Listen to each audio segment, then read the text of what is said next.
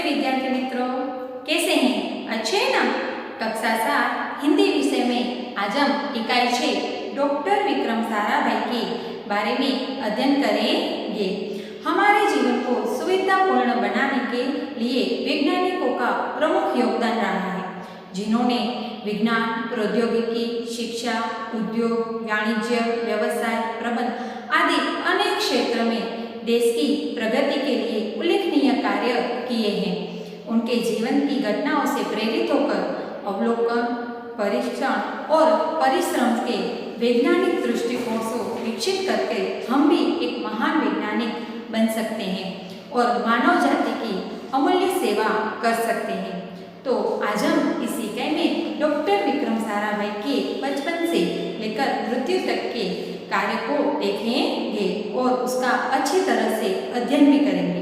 पुस्तक में आपको उनकी मृत्यु की दिनांक 21 दिसंबर 1971 दी गई है, जो गलत है। सही है 30 दिसंबर 1971।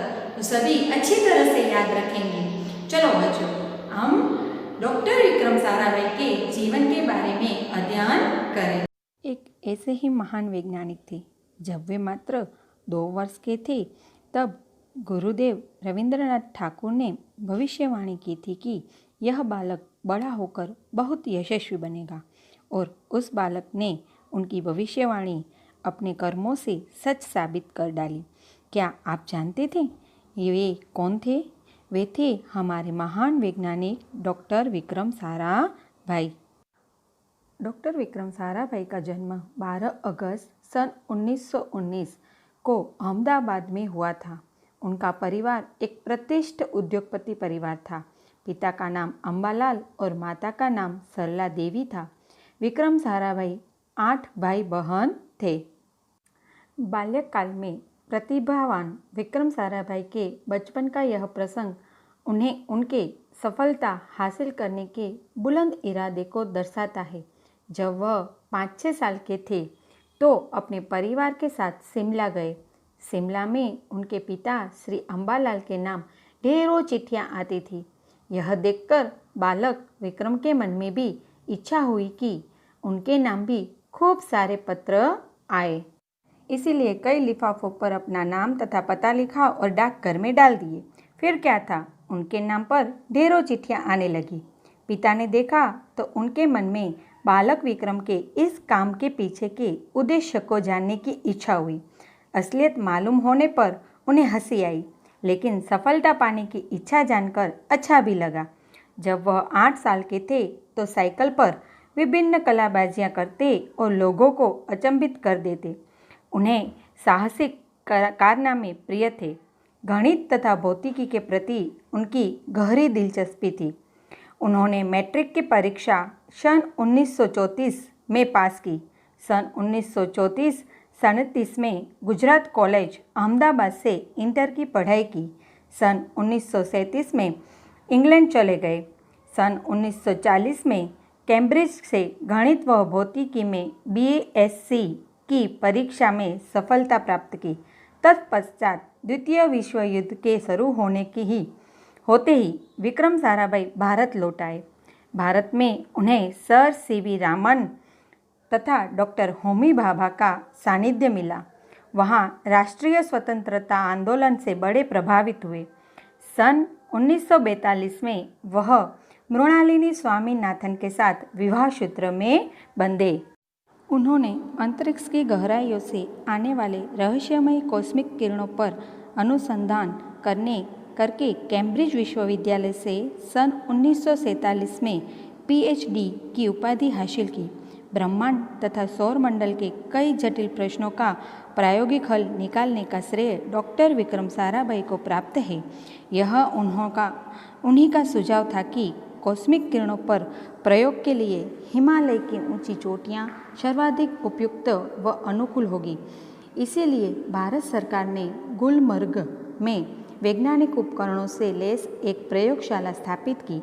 डॉक्टर विक्रम साराभाई के निजी प्रयासों से सन 1947 में भौतिकी अनुसंधान प्रयोगशाला अहमदाबाद में स्थापित हुई, जिससे वह आजन्म संबंध रहे। साथ ही उन्होंने देश में वस्त्र उद्योग की तकनीकी समस्याओं के हल निकालने के उद्देश्य से अहमदाबाद में ही टेक्सटाइल इंडस्ट्रीज रिसर्च एसोसिएशन की आधारशिला रखी। भौतिक अनुसंधान प्रयोगशाला डॉक्टर विक्रम साराभाई परमाणु शक्ति, अंतरिक्ष विकिरण, सूर्य, ग्रह, तारा, प्लाज्मा, भौतिकी और खगोल पर वह कार्य करते रहे। सन 1961 में वे परमाणु ऊर्जा आयोग के सदस्य बनाए गए। डॉक्टर भाभा की मृत्यु के पश्चात परमाणु ऊर्जा संस्थानों का भार युवा वैज्ञानिक डॉक्टर विक्रम साराभाई के कंधों पर ही आ गया। उन्होंने भारतीय अनुसंधान केंद्र का गठन किया। डॉक्टर विक्रम साराभाई इसके पहले अध्यक्ष बने। यह उनकी अगुवाई एवं अथक परिश्रम का ही परिणाम है कि भारत में दूरसंचार, दूरदर्शन व मौसम विज्ञान के लिए प्रक्षेपित अनेक उपग्रह अंतरिक्ष में सफलतापूर्वक कार्य कर रहे हैं। डॉक्टर विक्रम साराभाई ने अपना संपूर्ण जीवन भारत तथा विज्ञान के समग्र विकास के लिए समर्पित कर दिया। भारत के विकास में उत्कृष्ट योगदान के लिए उन्हें कई राष्ट्रीय और अंतर्राष्ट्रीय सम्मान प्राप्त हुए। सन 1962 में उन्हें डॉक्टर शांति स्वरूप भटनागर पुरस्कार, सन 1966 में पद्म भूषण तथा सन 1972 में मरणोत्तर पद्म भूषण जैसे अलंकरणों से नवाजा गया। निशस्त्रीकरण से संबंधित कई महत्वपूर्ण अंतर्राष्ट्रीय संस्थाओं में भी भारत के प्रतिनिधि रहे। डॉक्टर विक्रम साराभाई सन 1966 में international council of scientific union के सदस्य रहे। सन 1967 में संयुक्त राष्ट्र संघ में यूनेस्को के विज्ञान विभाग के अध्यक्ष बने। उन्हें इंडियन जियोलॉजिकल यूनियन का प्रमुख बनाया गया। डॉक्टर विक्रम साराभाई सन 1970 में वियना शांति अंतर्राष्ट्रीय अणु मंच के 14वीं परिषद के प्रमुख बने। सन 1971 में संयुक्त राष्ट्र संघ परिषद के उपाध्यक्ष व बाद में विज्ञान विभाग के अध्यक्ष बनाए गए। वह केवल उच्च कोटि के वैज्ञानिक ही नहीं थे, बल्कि व्यवस्थाओं के बावजूद कला, शिक्षा व समाज के लिए पर्याप्त समय निकाल लेते थे। उनके यही प्रयासों से अहमदाबाद में लोक विज्ञान केंद्र एवं नेहरू विकास संस्था की स्थापना हुई। यहाँ वह जन सामान्य की विज्ञान के प्रति रुचि जागृत करने के लिए कार्य करते रहे। वह 30 दिसंबर सन 1971 की काली तारीख थी।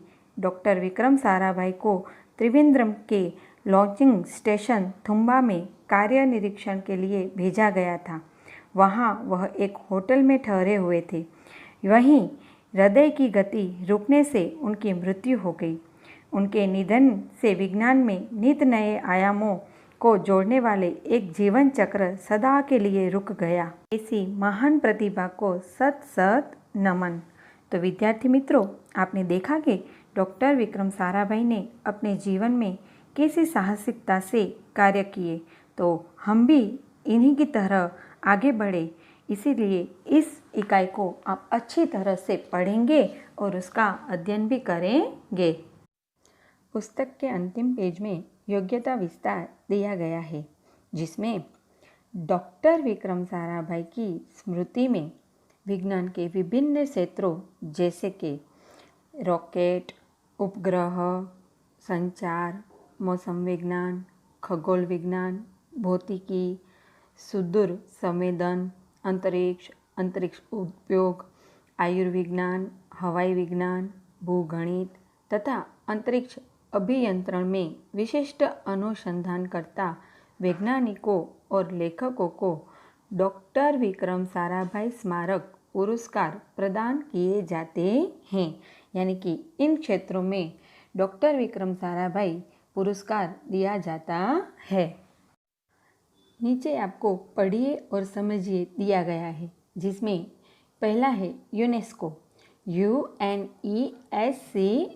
जिसका शॉर्ट नेम है, और पूरा होगा United Nations educational, scientific and cultural organisation. दूसरा है कॉस्मिक किरणें यानी कि कॉस्मिक रेस। भौतिक अनुसंधान प्रयोगशाला जिसे फिजिकल रिसर्च लेबोरेटरी।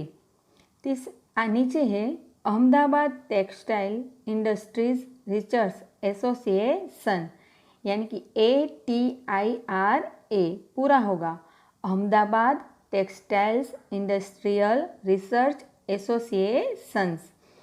परमाणु ऊर्जा आयोग जिसका इंग्लिश है एटॉमिक एनर्जी कमीशंस।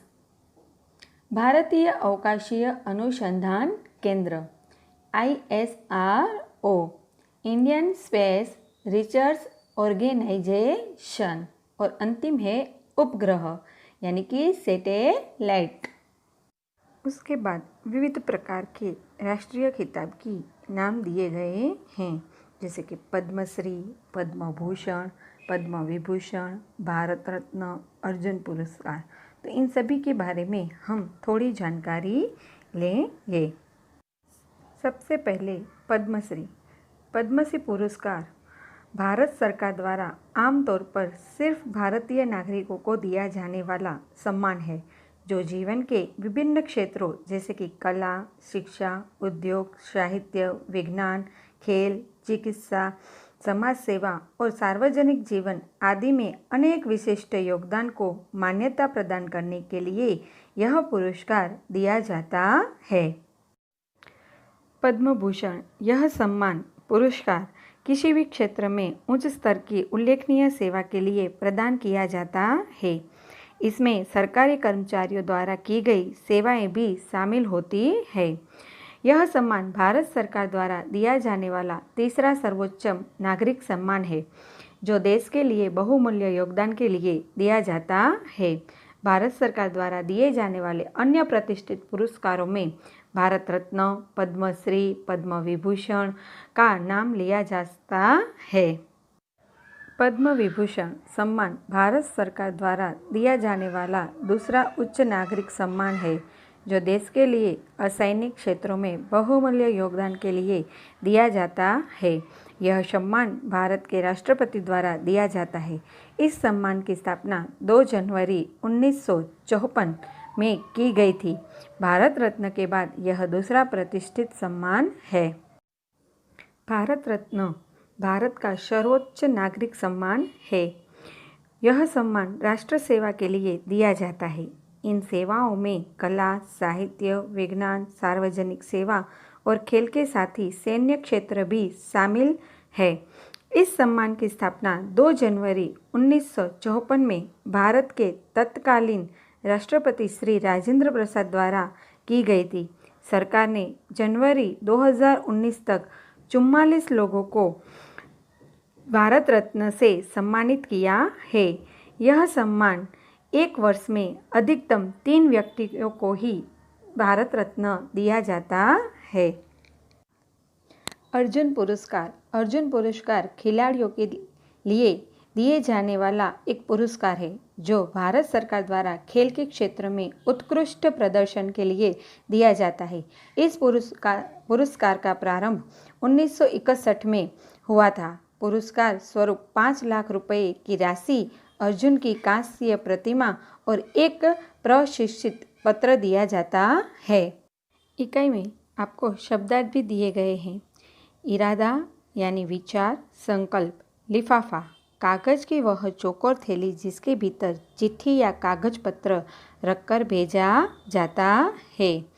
ढेरों बहुत, ज़्यादा, अधिक। लेस सुसज्जित। अनुसंधान आविष्कार, खोज, संशोधन। उपाधि यानी कि प्रतिष्ठा सूचक पद है और खिताब। इसके अलावा भी बहुत सारे ऐसे शब्द हैं जो इस इकाई में आते हैं जैसे कि यशस्वी तो कीर्तिवान, साबित करना तो सिद्ध करना, बुलंद तो ऊंचा, कारनामा तो कार्य, भूमितकी तो उसका भूमिति जो हम कई बार मैथ्स में आप सीखे हैं, भूमिति रेखांकित गणित। भौतिकी यानी कि भौतिक शास्त्र। अंतरिक्ष तो आकाश। कॉस्मिक तो ब्रह्मांडकीय किरणें। अनुसंधान वो तो आपको पता है आविष्कार या संशोधन। आयोग तो संस्थान। अगुवाई तो नेतृत्व। प्रेक्षपित तो स्थापित। तो इस तरह बहुत सारे ऐसे शब्द हैं जो आपको इकाई में दिए गए हैं जिसके अर्थ आपको पता करने हैं। गृह कार्य में आप सुलेखन, उन्होंने मैट्रिक्स से लेकर सूत्र में बंधे वहाँ तक का पैराग्राफ लिखना है। शब्दार्थ, कठिन शब्द 20, योग्यता विस्तार, विविध प्रकार के राष्ट्रीय खिताब के बारे में लिखना है। अस्तु।